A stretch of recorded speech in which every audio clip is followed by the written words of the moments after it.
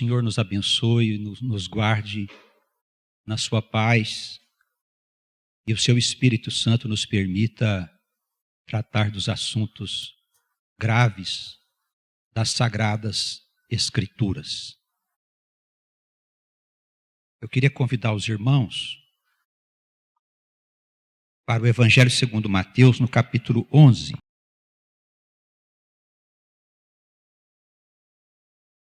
E aconteceu que, acabando Jesus de dar instruções aos seus 12 discípulos, partiu dali a ensinar e a pregar nas cidades deles. E João, ouvindo no cárcere falar dos feitos de Cristo, enviou 2 dos seus discípulos a dizer-lhe: És tu aquele que havia de vir, ou esperamos outro? E Jesus, respondendo, disse-lhes: Ide e anunciai a João as coisas que ouvis e vedes. Os cegos veem, os coxos andam, os leprosos são limpos e os surdos ouvem. Os mortos são ressuscitados e aos pobres é anunciado o Evangelho. E bem-aventurado é aquele que não se escandalizar em mim. Nós estamos diante de uma palavra que nos traz grande responsabilidade, porque ela é uma palavra diferente de todas aquelas palavras que até então foram ditas. Jesus, ele afirmou diversas vezes que seriam bem-aventurados aqueles que não ficassem escandalizados com os seus ensinamentos, com aquela mensagem de boa nova que ele teria vindo trazer.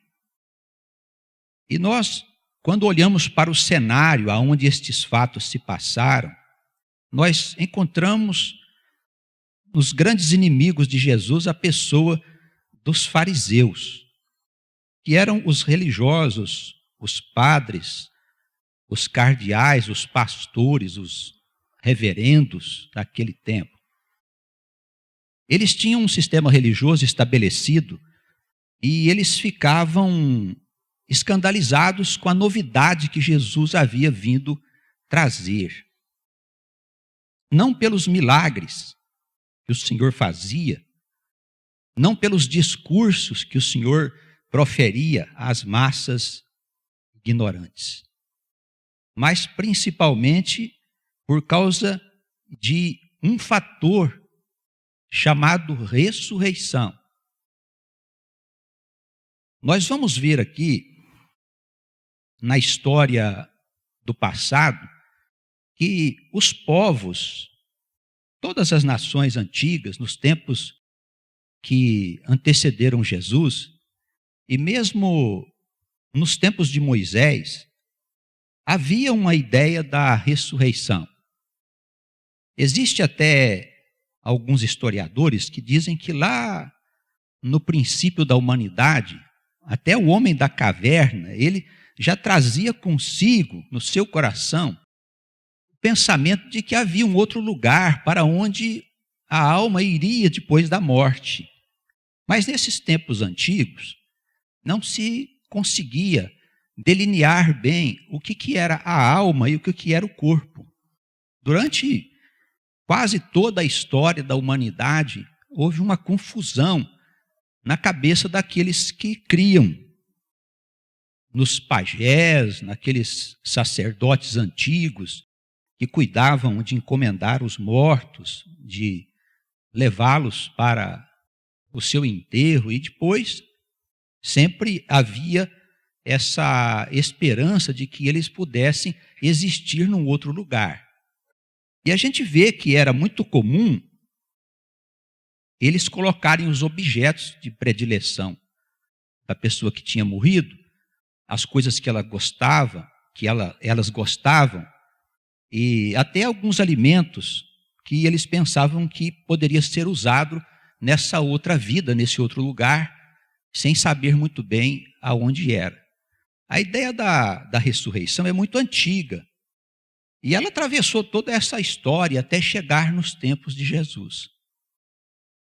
E nós vemos que os evangelhos testificam que esses grandes inimigos do Senhor, que eram os religiosos, isso precisa ficar bem claro, eles, naquele tempo, eles criam na ressurreição. Os evangelhos, eles nos testificam que os fariseus, eles acreditavam na existência dos anjos, dos espíritos e de uma região espiritual que eles chamavam de Sheol, que os gregos denominavam Hades. Esse lugar não era o céu, era um lugar para onde iam todos os mortos, as pessoas boas, as pessoas más, as pessoas indiferentes, os profetas. E lá dentro desse Hades também eles acreditavam que acima dele morava o Senhor, o nosso Deus. É estranho que os inimigos de Jesus o tivessem perseguido e o tivessem matado por causa de uma doutrina que eles acreditavam nela. Então, por que mataram o Senhor em face da ressurreição? Acontece que Jesus dizia a todas as pessoas que ele era a ressurreição. E que aquelas pessoas que se convertessem a ele, que crescem que ele era o Filho de Deus enviado para salvar o mundo, elas não morreriam. Aí entrou um elemento estranho. Como que não morreria se todo mundo morre? Mas Jesus não falava da morte do corpo, ele falava de uma outra morte que os fariseus não compreendiam. E isso deixava os fariseus profundamente irritados. O Senhor falava de uma outra ressurreição, uma ressurreição diferente daquela ressurreição a que os fariseus estavam acostumados. E qual era a ressurreição que os fariseus acreditavam? A ressurreição da carne. Eles pensavam que os mortos na ressurreição iriam levantar dos túmulos. Existe uma inserção no Evangelho de Mateus, que não é digna de crédito, porque nem os estudiosos sabem de onde ela veio, que diz que no tempo em que Jesus ascendeu aos céus, os mortos saíram da sepultura e andaram por Jerusalém. Não há nenhuma notícia a respeito disso, e nem apontamentos nos outros documentos bíblicos. Isso é para a gente ter uma ideia de como naquela época havia uma forte convicção de que a ressurreição estava ligada aos mortos voltarem a viver nos seus corpos. Existe um autor que viveu um pouco depois de Jesus, chamado Flávio Joséfo. E ele escreveu muitas coisas sobre o judaísmo. Ele era judeu e era fariseu. E os documentos de Flávio Joséfo são os documentos não oficiais, os principais documentos não oficiais ligados à Escritura, que fala da vida dos judeus, de como os fariseus criam nas coisas. E Flávio Joséfo também testifica que os fariseus, eles acreditavam na ressurreição.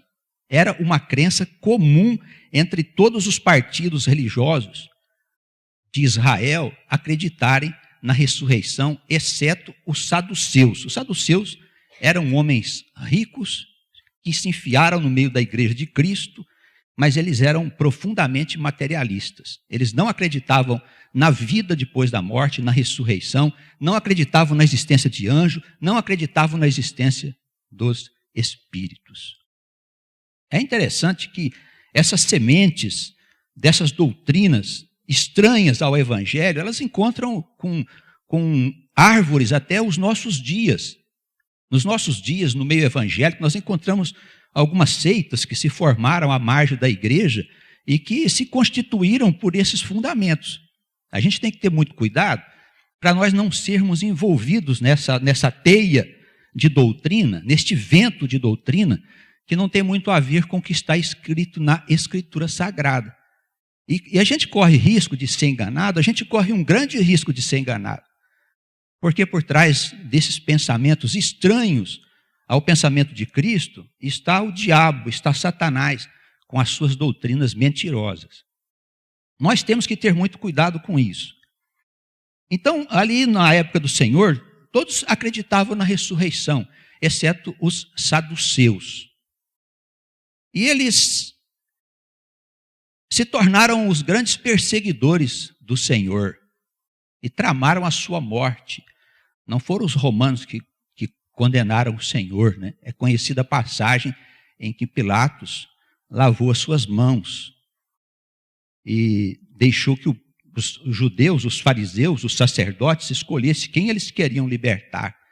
E eles libertaram um homicida condenando o Senhor.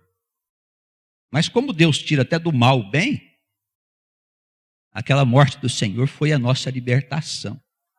Amém? O seu sangue derramado. Depois que o Senhor deixou este mundo, ele sabia que os seus ensinamentos, a sua doutrina, iria ficar restrito aos seus discípulos, que tinham uma forte formação no pensamento judaico. Eles achavam mesmo que Cristo tinha vindo só para eles. E como os judeus já pensavam que ia ser enviado um Messias, que esse Messias iria dar supremacia ao povo de Deus sobre todas as nações, isso é bíblico. Eles achavam que não deveriam levar a mensagem para outros povos, que o evangelho deveria permanecer ali entre os judeus. Jesus, ele tinha a intenção de chamar também os gentios, os povos que não faziam parte do Estado de Israel. Mas ele precisava de uma figura muito especial. Ele precisava de um homem que tivesse um profundo conhecimento no Velho Testamento. Ele precisava de um homem que acreditasse na ressurreição. Ele precisava de um homem radicalmente dedicado a Deus, que colocava Deus acima de todas as coisas. Para surpresa nossa, ele encontrou um sujeito que perseguia a igreja nascente, chamado Paulo. Até então chamava-se Saulo.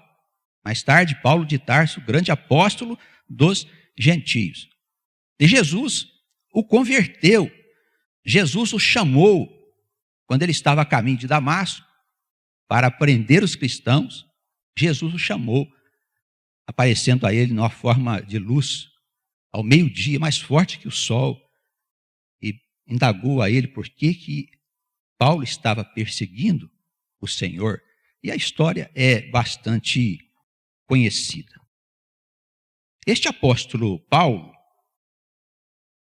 ele meditou profundamente nos ensinamentos que ele havia recebido do seu mestre Gamaliel. Gamaliel, ele era um mestre rabino judeu que as pessoas tinham em alta conta devido à sua maneira sensata de lidar com todas as coisas relacionadas com a Escritura e com a justiça. E Paulo tinha crescido aos pés de Gamaliel. E ele começou a examinar o Velho Testamento e ele percebeu que Jesus era o Messias enviado, aquele Messias que os profetas haviam dito que viria para estabelecer a nova ordem mundial, para trazer novos céus e uma nova terra para essa humanidade sofrida.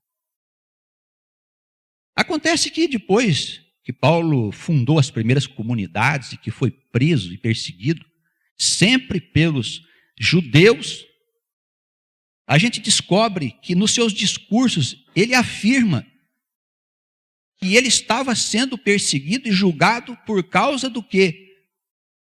Por causa do Evangelho de Jesus? Não. Ele estava sendo perseguido porque ele havia conspirado contra o povo? Não. Porque ele havia vilipendiado o templo de Diana? Não. Paulo estava sendo perseguido pelos judeus e julgado e caluniado esbofeteado por causa da ressurreição. Mas se os fariseus acreditavam na ressurreição, por que estava perseguindo Paulo por causa da ressurreição? Porque Paulo pregava a ressurreição da alma e não do corpo.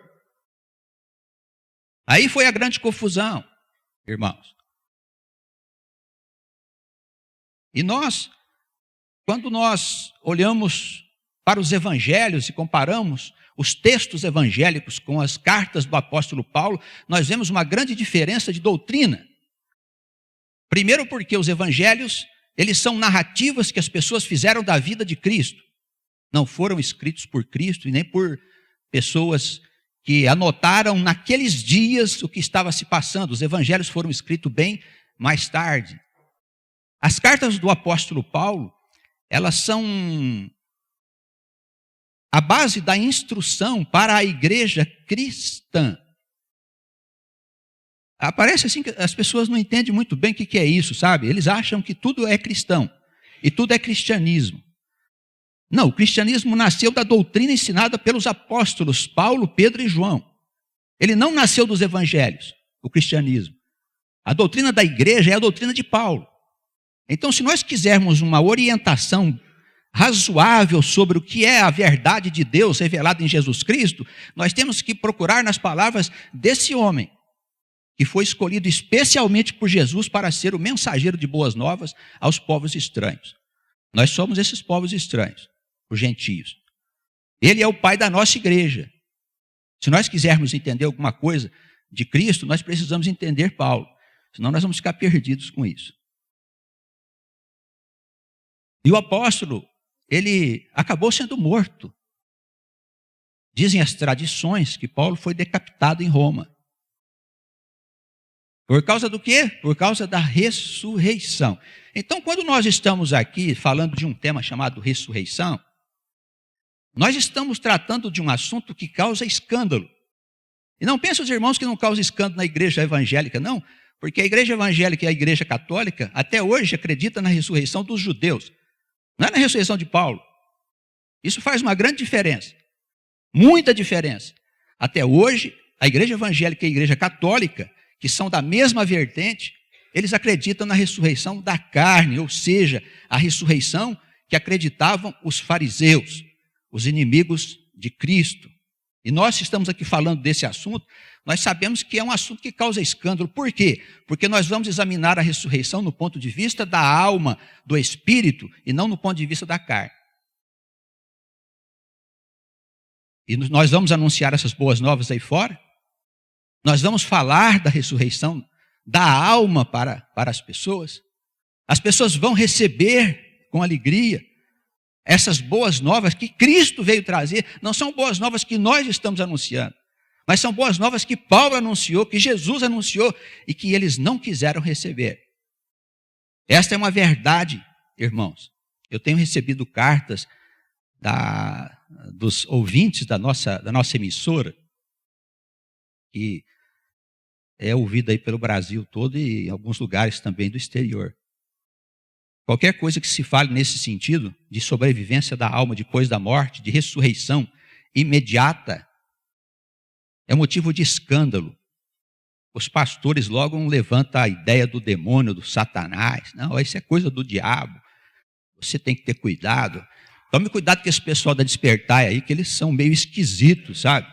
Diz que nós somos esquisitos. Não é? E alguns dizem que nós estamos com o demônio, o que para nós é uma honra. Não é? Pior se eles falassem bem de nós, aí isso para nós seria uma vergonha. Mas eles falarem mal de nós, eles falarem que nós estamos com o diabo, não tem problema nenhum. Está tudo certo, porque chamaram o Senhor de chefe dos demônios. O nosso Senhor e Salvador foi chamado pelos religiosos de chefe dos malignos. Se perseguiram o Senhor, ele disse, se fizeram isso comigo, que sou vara verde, o que não farão com vós que são varas secas? Nós temos que então ter a coragem de testificar Jesus Cristo com todas as suas consequências, para agradar a Deus.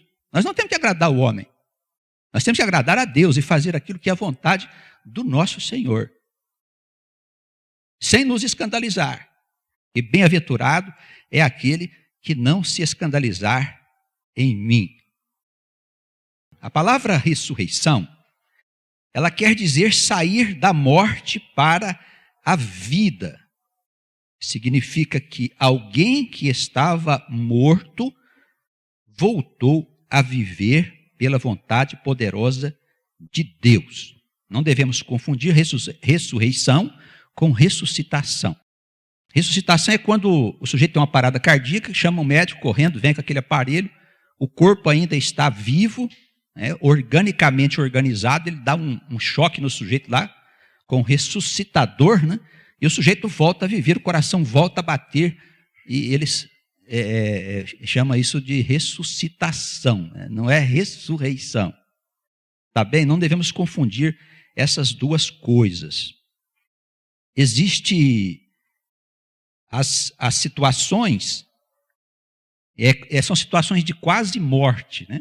Há vários estudos a respeito desses casos em que a pessoa quase morre. E é muito bom a gente ler alguma coisa a respeito, porque essas pessoas têm experiências extracorpóreas, né, extrafísicas. Elas costumam ver coisas do outro lado, elas costumam ter visões, luzes, túneis, vozes. Elas quase passam para o outro lado mesmo. Só para citar um exemplo, eu tinha um amigo muito querido, e ele era um materialista daqueles, né? Sujeito difícil de ser convencido, por mais que você apresentasse a ele a palavra, os argumentos, ele achava que não tinha necessidade de se mergulhar nas coisas de Deus, porque a vida para ele, do jeito que estava muito bem. Aí um certo dia ele foi tomar uma injeção numa farmácia, acho que era uma benzetacil, e o sujeito teve um choque anafilático. Quase morreu. Daí vem ele contar para mim depois. O homem ficou convertido. Ele disse que se viu lá no teto da farmácia, flutuando no ar, o seu corpo inerte, lá na máquina, enquanto o farmacêutico dava supapos nele, fazendo massagem cardíaca para o homem poder voltar. Essa quase morte dele converteu o homem. Nada como dar uma voltinha do outro lado, né, irmãos? Para ver a realidade. Então, esses casos são bastante interessantes. Se vocês conhecem algum caso assim, é sempre bom a gente guardar para exemplificar que a morte é mesmo uma passagem para um outro lugar. Por volta do ano 400, de 400 a 500, nós tivemos duas figuras bastante interessantes que são os filósofos Platão e Sócrates. Nesse tempo eles falavam já da existência da alma, da existência de um outro lugar, que a alma ela estava só de passagem aqui pela vida, para se preparar para uma outra vida, para uma experiência definitiva do outro lado. Essas ideias de imortalidade, de independência da alma, do corpo, elas já são antigas. Existe dentro do pensamento filosófico. No Velho Testamento, nós temos os primeiros livros, os 5 livros de Moisés no Pentateuco. Não há passagens que claramente possam indicar que havia uma ressurreição. Parece que não havia um pensamento desenvolvido nesse sentido. Havia uma promessa de que a terra que manava leite e mel iria ser dada aos patriarcas.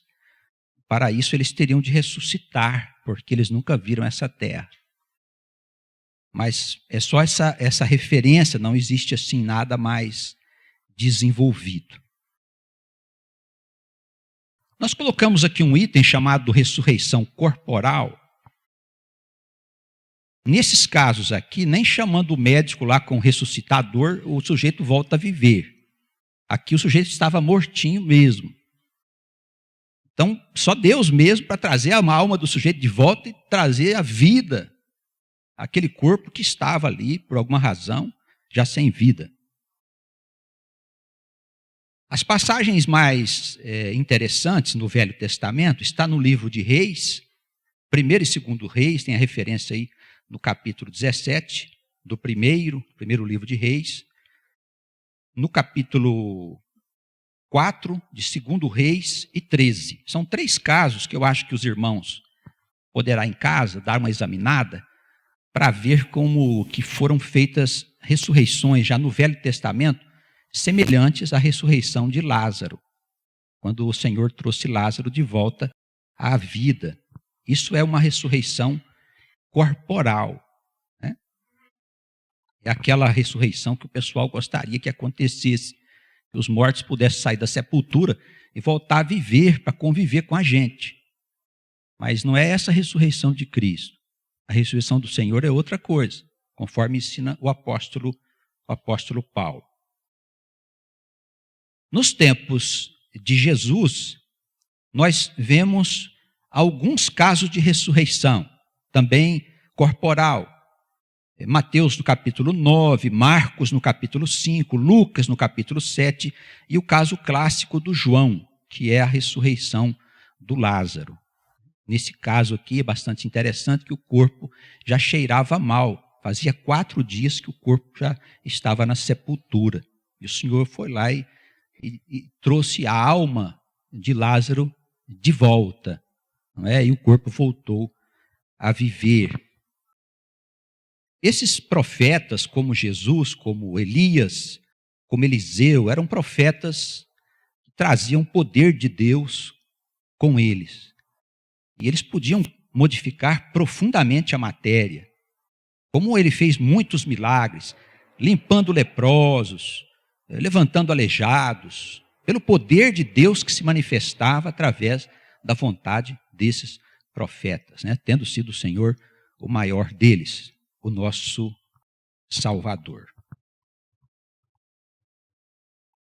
Nesses casos aí de ressurreição do corpo, não se faz obrigatoriamente necessário que o morto seja convertido, porque o processo de ressurreição parte do profeta para o morto. O morto não interfere nessa ação do profeta. O sujeito tinha morrido, o profeta vai lá por uma razão qualquer, resolve trazer aquele sujeito de volta para a vida. Então não depende do morto, nem da sua vontade, nem se ele era pecador, se ele deixou de ser pecador. Por alguma razão, o profeta está fazendo um milagre dessa natureza para chamar a atenção dos que estão ali, para deixar um exemplo de fé, de poder. O outro item é que nós chamamos aqui ressurreição espiritual. O que é a ressurreição espiritual? Almas que já viveram aqui na terra, que foram vistas do outro lado como se eles estivessem vivos. Pessoas que morreram aqui, que foram vistas do outro lado como se elas estivessem vivas. Pessoas ressurrectas. No Velho Testamento, nós temos muitas passagens de aparições de anjos. Eu gostaria de lembrar aos irmãos que os anjos não tinham asas. Anjos eram que nem pessoas assim que apareciam lá para os profetas, para o povo de Deus. O anjo de asa foi criado aqui pertinho da nossa época, aqui na Renascença. Quando o pessoal começou a pintar o inferno, pintar o céu, teve uma época aí na Idade Média, logo depois da Reforma, que houve uma explosão das artes. Então os pintores, eles desenhavam coisas de todo tipo. Tem quadros muito bonitos dessa época. E foi aí que começou a aparecer o anjo de asa. Como é que o anjo ia descer do céu aqui para as pessoas se elas não tivessem asa para voar?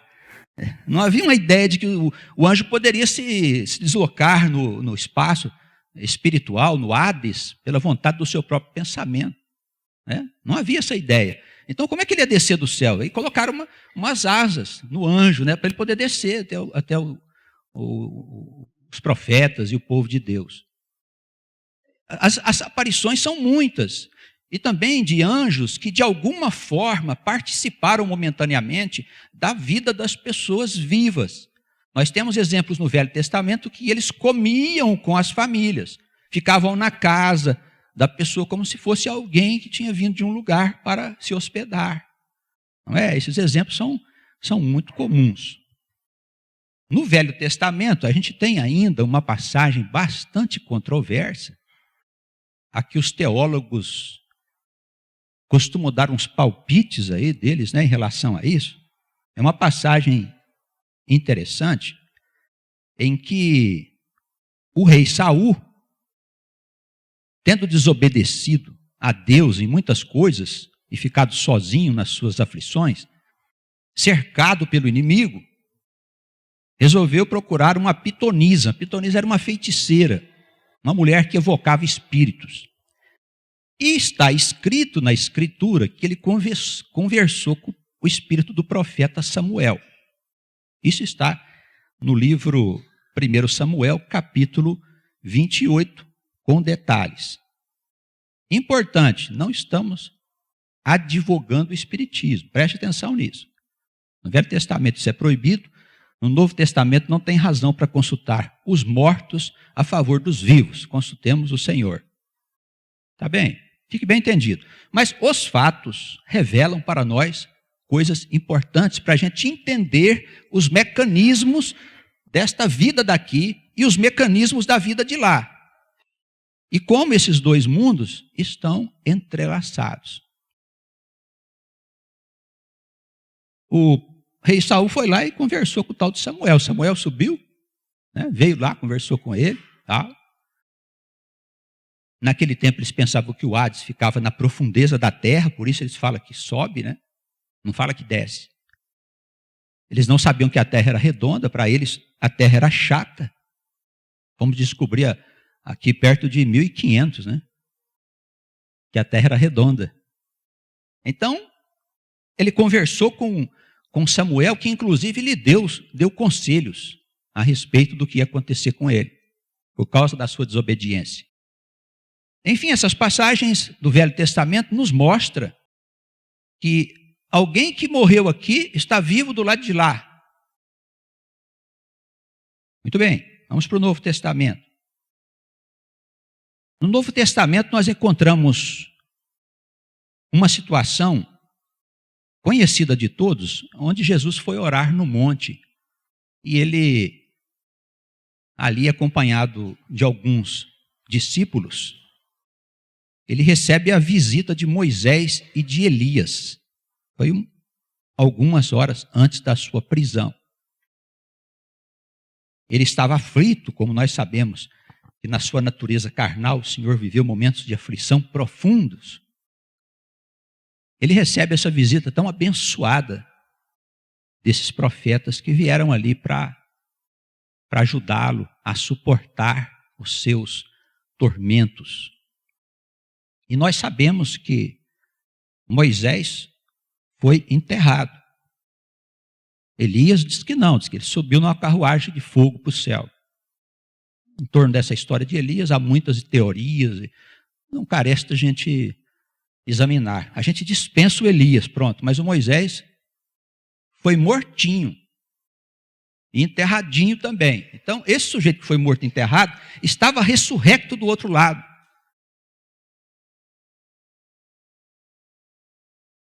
A passagem é fundamental para entendermos que existe esses dois planos. O Evangelho segundo Lucas, no capítulo 16, ele nos fala de uma parábola contada por Jesus a respeito do rico e de Lázaro. Quando Jesus conta essa história, nós não vemos ele fazer nenhum tipo de referência à alma do sujeito ficar dormindo. É importante a gente saber isso. Houve um tempo para depois ir para o inferno. Não, o sujeito morreu e foi parar no inferno.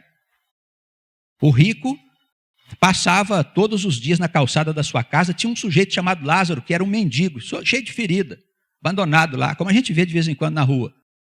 E acho que a gente até passa do mesmo jeito, né? Por perto, não toma nenhuma providência. E o rico, depois de tanto tempo, vendo esse homem ali na porta da casa dele, não fazia nada para ajudá-lo. Ele vivia lá na vida boa dele. Era roupa da melhor, era cama do melhor, ar-condicionado. Não, ar-condicionado não tinha, né, na época. Mas devia ter alguma coisa que ventava assim, né? O sujeito ficar no fresco. O que aconteceu quando morreram ambos? O rico foi transferido para uma região chamada inferno. E ali ele vivia em aflições e angústia. Ali dentro ele lembra dos seus irmãos. Tanto que ele fala para o pai Abraão, que apareceu lá no céu junto com o mendigo. Pai Abraão, olha, envia alguém lá para avisar meus irmãos que a coisa é feia, para eles não virem parar aqui onde eu vim parar. Os irmãos deviam ser ricos também. Não é? Envia alguém lá. Nós percebemos que aquela alma que está lá no inferno, ela tem lembranças da sua vida terrena. Então, do outro lado, a alma continua com as suas lembranças. Lembrando de todas as coisas que ela fazia aqui. Ela lembra dos seus irmãos, ela pede ajuda para os seus irmãos, para a sua família. Aí pai Abraão disse, olha, eles têm Moisés e os profetas. Eles se viram, né? Que se virem por lá. É como a gente tem a palavra de Deus aqui, ó. A palavra de Deus é fiel de balança para nós. Nós não precisamos evocar um espírito, chamar um santo, para ele poder dizer para nós o que nós temos que fazer. Pois a palavra de Deus diz o que nós temos que fazer. Ela é o nosso referencial, não é outra coisa não, irmãos. O sujeito que passou aqui a vida sofrendo estava lá no céu, né, ao lado do pai Abraão, que também viveu lá atrás e que morreu e foi enterrado. É outro que foi mortinho e enterradinho, pai Abraão. Vivinho lá nos céus, junto com o sujeito que logo depois das suas aflições foi visto na região celestial. Existe, pois, um mundo do outro lado. Não há como negar isso. Os teólogos não gostam de tratar desse assunto. Por quê? Porque, bem, eles têm que aceitar outras coisas, enfim. Então, para não engolir que eles estão há muito tempo andando no caminho torto, cuidando das coisas do mundo, em vez de cuidar das coisas da alma, eles ficam inventando história. É muito fácil falar que a pessoa está com o diabo. Eu gosto quando a pessoa fala que eu estou com o diabo. Porque a palavra de Deus diz assim, se você disser que um homem de Deus está com o diabo, é um pecado que você não tem perdão. E corre um risco de eu ser um homem de Deus. Pode ser que não, mas corre um risco. E vai que eu seja um homem de Deus, você fala que eu estou com o diabo, não tem perdão esse pecado. O que é o pecado contra o Espírito Santo?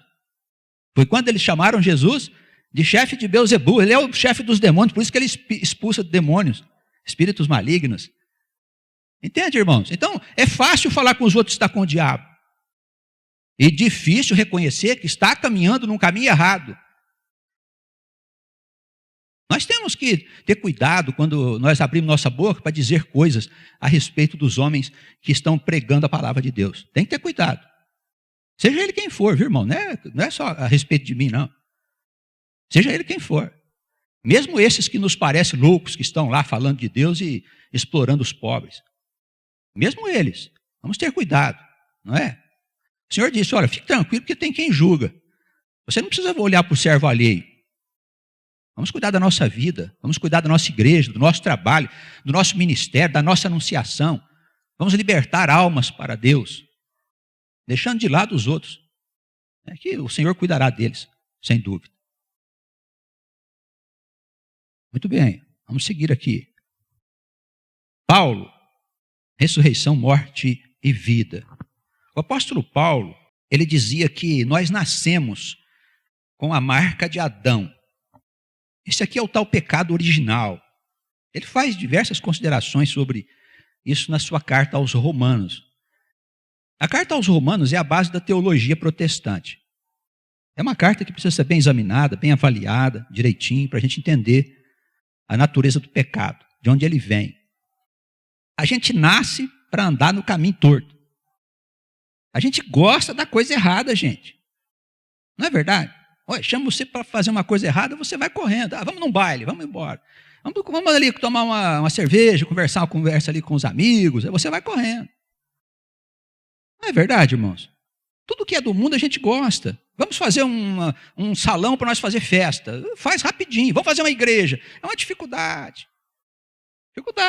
Não tem jeito, complicado, né? E alguns crentes, para vir na igreja, nós temos que laçar. Tem que ficar atrás dele. O que aconteceu? Você não vê? Por que você não vê? Né? Sabe? Tal. Receber uma visita em casa. Bom. Espero que você e a sua visita não vá parar lá onde foi parar o rico.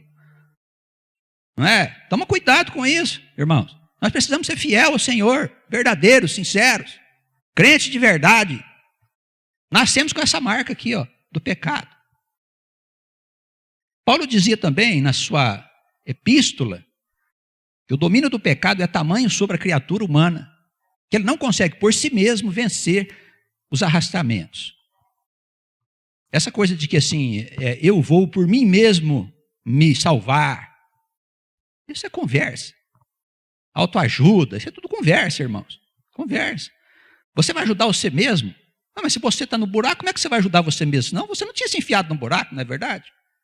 Você precisa de ajuda para sair do buraco. Não é?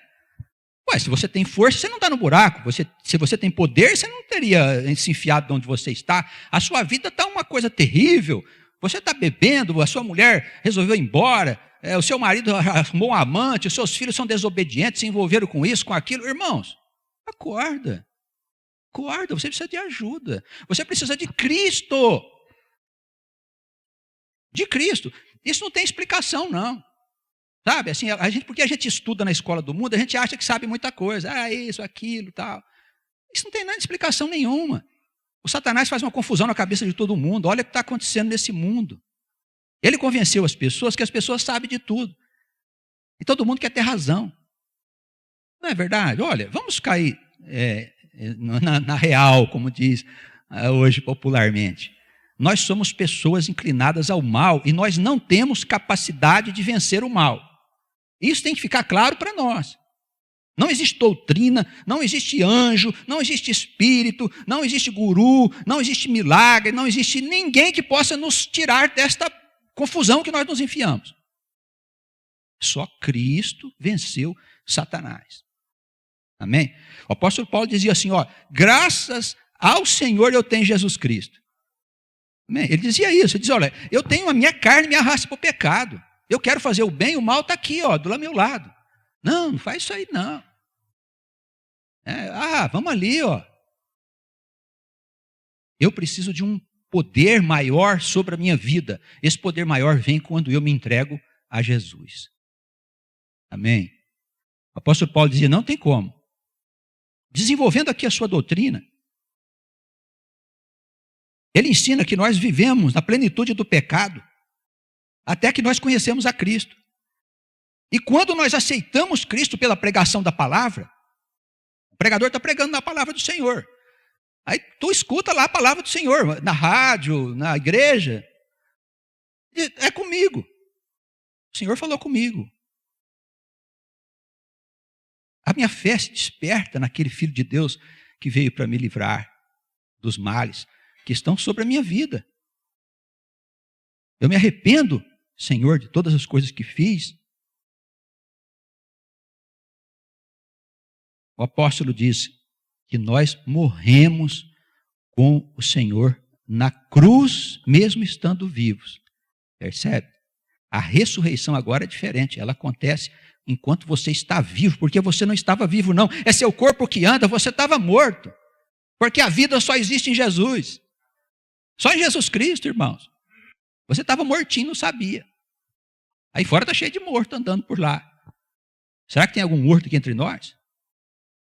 Se tiver, nós vamos pedir a Jesus para dar um jeito nisso, gente. Nós precisamos estar vivos com o Senhor. É ressurreição. Essa é a verdadeira ressurreição. Você sai da morte para a vida, da morte espiritual, não da morte física. A ressurreição da carne, essa ressurreição de tirar o sujeito da morte, trazer o corpo dele para viver de novo, essa não é a verdadeira ressurreição. Aqui Cristo veio trazer a ressurreição da alma. E aí a morte não tem mais poder sobre você, nem o inferno. Eu quero ver se os problemas não vão resolver na sua vida. Mas pastor, eu já aceitei Jesus, mas não aconteceu nada. Bom, não sei, então você não aceitou direito. Dá para o senhor me dar a receita? Não sei. Isso é uma coisa de cada um. O que eu posso fazer? Faz penitência. Confessa os seus pecados, chora na igreja, reclama com o Senhor, faz alguma coisa. Entendeu? Faz alguma coisa. Quer ficar de joelho? Fica. Lá na Idade Média o pessoal deitava no chão, ficava lá que nem uma cruz no chão, com o rosto no chão, em supremo estado de humildade. O rei Davi fazia isso também. Dizendo, ó Senhor, eu reconheço que eu não sou nada, mesmo sem a tua presença. Para que o Senhor passe a operar na tua vida e a morte e o inferno não tenham mais poder sobre você. Por que eu digo isso? Porque da morte vêm as doenças, as enfermidades, as desgraças. Vem um pouquinho mais para baixo, onde está o inferno. Essas são as fontes de onde vem todo o mal, irmãos. Então, ali é que joga para cá o lixo deles e nós ficamos enfermos, porque a nossa alma está em comunhão com essas regiões espirituais. Em vez do nosso pensamento estar com Cristo, está lá no charco, no lodo, pensando nas bobagens do mundo. Entregamos-nos às coisas do mundo como se nós fôssemos do mundo. Parece que nós não somos santos. A palavra quer dizer separado, nós somos separados para Deus. Fomos separados para ser uma geração diferente, irmãos. Para ser remanescente. Agora vamos lá sentar com os pecadores. Vamos fazer uma reflexão profunda sobre isso. Como é que nós estamos vivendo? Quem são as pessoas com quem nós sentamos na mesa? Quem são essas pessoas? São os donos do mundo? Quem são? São os sábios do mundo? São aqueles que se prostituem lá fora? São os beberrões? São os comilões? Esses são nossos amigos? Vamos pensar profundamente nisso, porque não há mais tempo. É simples. Ou nós decidimos logo pela vida verdadeira, irmãos, ou nós vamos nos perder. Vamos nos perder. Porque vai arrastar, está arrastando tudo. Não perceberam que é um turbilhão? Está arrastando tudo. Vai levar tudo que é dele. O diabo vai abraçar tudo que é dele. E como é que ele te abraça? Ele vem e envolve o seu pensamento. Ele põe pessoas mundanas na tua vida para poder tirar você do caminho. Ele diz, não tem nada demais. Não é? Eu vejo hoje casal separado dentro da igreja, separa com a maior naturalidade. Ah, sabe, não deu, vou tentar uma outra oportunidade. É pecado de morte, rapaz. Ou, não, sabe, eu acho que eu tenho direito de ser feliz. Vai parar no inferno. Junto com o rico, vai ficar lá, ó, põe uma aguinha na minha boca. É pecado de morte, separação conjugal. Ah, você já se separou? Pois se entenda com Jesus, ele pode te perdoar, mas se entenda com ele aí. É grave, irmãos. Hoje essa coisa de separação está muito fácil, sabe por quê? As pessoas querem fazer sexo. O problema é esse. Você se separa por quê? Porque você quer fazer sexo com outras mulheres.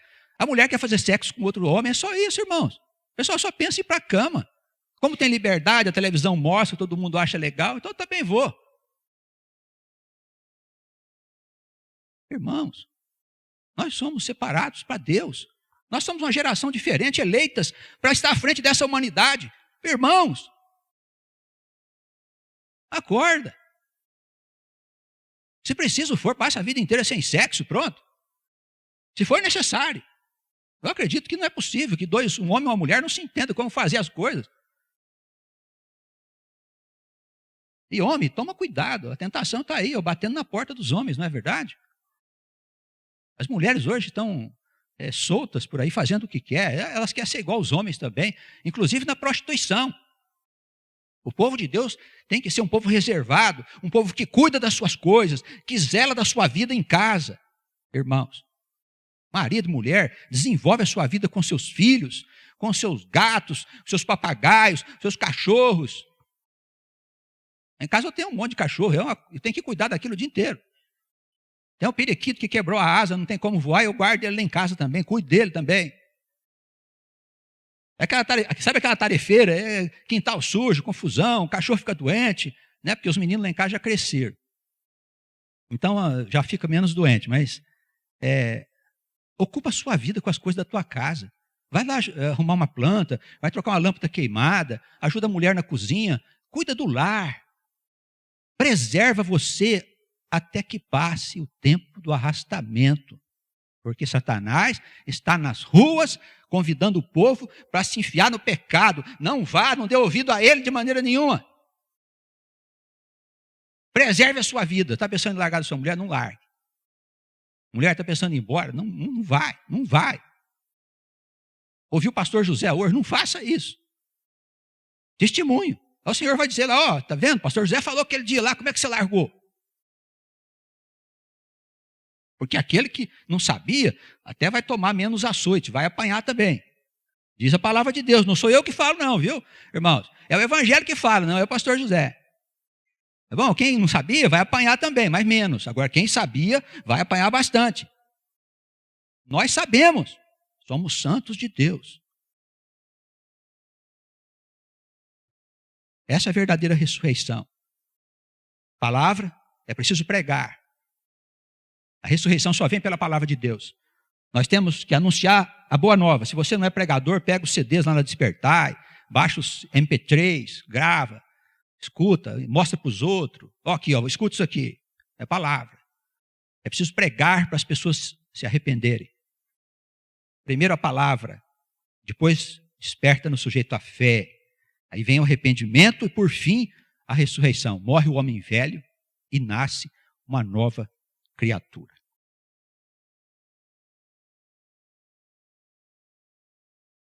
A epístola do apóstolo Pedro, primeira epístola, no capítulo 3, nós temos uma passagem que deixa a entender que Jesus Cristo, ele foi ao Hades, às regiões da morte, depois que ele deixou esse mundo, anunciar o evangelho aos mortos. Ok? Está lá para a gente ver e saber.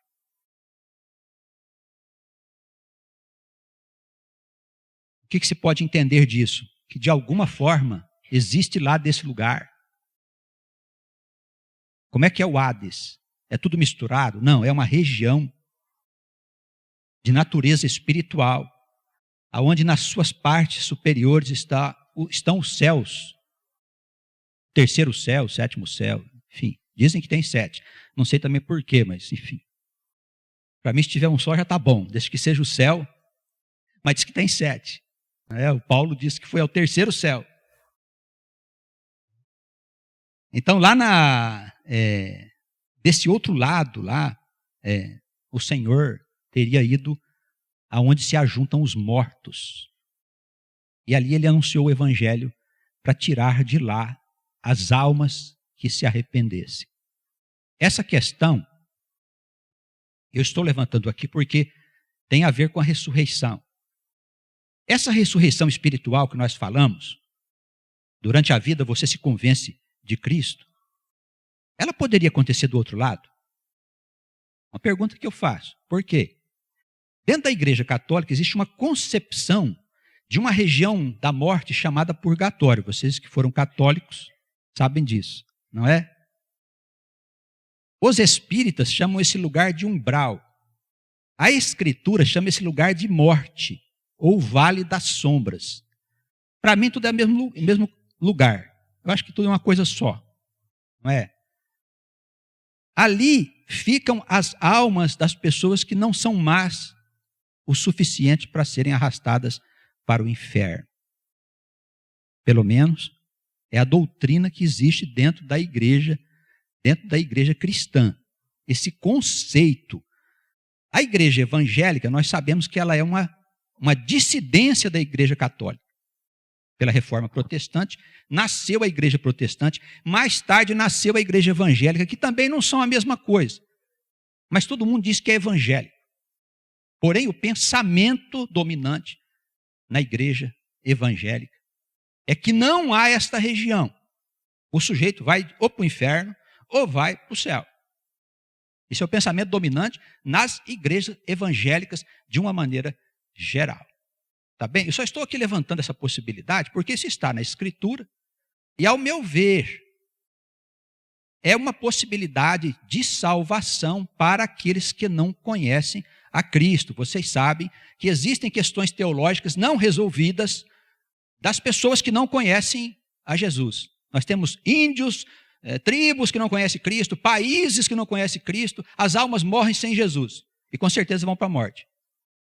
E como é que elas vão sair de lá? Se não tiver a oportunidade de conhecer o Evangelho, Cristo vai até elas apresentar a sua salvação. Segundo o ponto de vista do apóstolo Pedro, pelo menos é o que a gente entende, fica aí como uma possibilidade para a igreja refletir. Tá bem? Se há ou não possibilidade do indivíduo sair dessa região da morte e subir, pelo menos no primeiro céu. Pelo menos ali. Tá bem? É de fundamental importância. Irmãos, Paulo, quando ele trata da vida além desse mundo, primeiro, Surgiu uma questão na igreja de Corinto e perguntaram assim: Senhor, Paulo, como é que estando com o Senhor do outro lado, como voltaremos com ele? Com que corpo nós voltaremos? Porque o corpo tinha ficado na sepultura, segundo ensinava Paulo. Aí Paulo disse assim: não, a gente tem um corpo espiritual, um corpo carnal e um corpo espiritual. Ele disse: o corpo espiritual nasce do carnal. Ele dá até o exemplo da semente. Ele diz assim: a semente precisa morrer para nascer uma outra criatura. E nós precisamos morrer também para nascer a verdadeira criatura, né? Aquela que vai produzir frutos. Então a morte, para nós, nunca deve ser visto como um castigo, nunca deve ser visto como uma coisa dolorosa, se nós estamos com Cristo. Mas sim como o momento, o começo de uma nova vida com Jesus. Tá bem? O que se passa do outro lado vai ficar a cargo do pastor Zé Carlos. Vai falar um pouco sobre isso para vocês depois.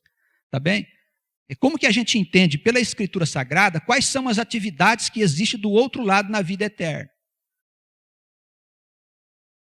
Mas o apóstolo, ele deixa isso muito claro. Não há como assim a gente desviar do pensamento dele. Ele disse: a alma, ela existe do outro lado, envolvida por um corpo espiritual.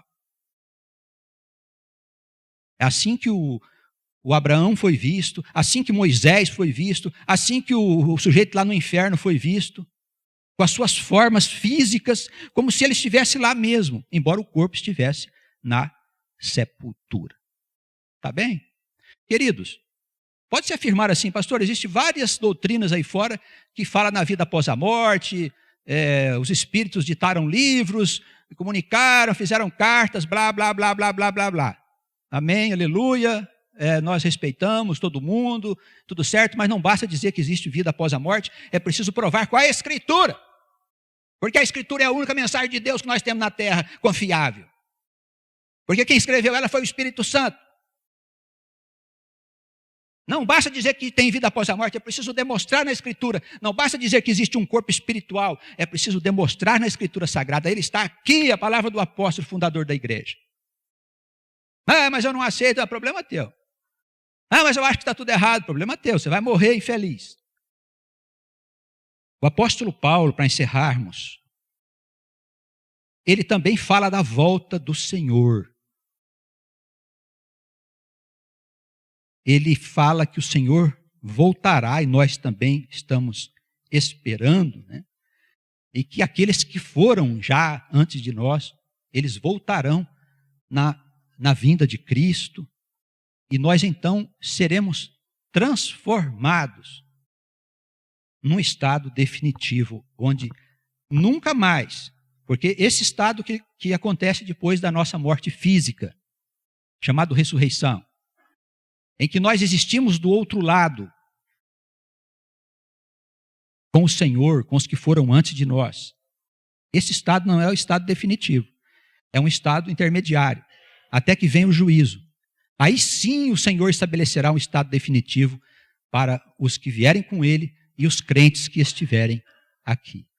Tá bem? O que é o estado definitivo? Não haverá mais sobre nós, nunca mais na eternidade, a influência da morte e do inferno. Estaremos livres para sempre. Que Deus nos abençoe, nos conceda a sua misericórdia e o Espírito Santo nos ajude a promover o entendimento da melhor forma possível.